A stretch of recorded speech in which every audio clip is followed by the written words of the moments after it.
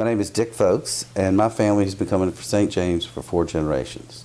When I look at St. James, I think of St. James as you're here at birth all the way to death. You are born, you're baptized there, you go through confirmation, important milestones in your life.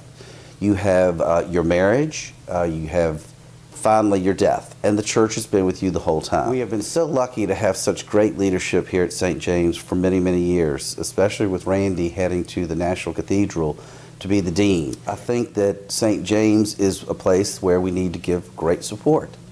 And this year especially, we need to stretch it just that little bit further. I think, for example, that Mary and I do tithe. This has been very important to Mary through her life with her father being an Episcopal priest. It's very important that you consider tithing to your church. If you're going to give to any school, any charity, to your clubs, to whatever, St. James is the foundation, is the rock which upon your faith is built on. And you have to remember that, and you should consider tithing. I know that it's not easy for everybody to do, but you should consider trying it, or you should consider seeing what part of tithing you can do.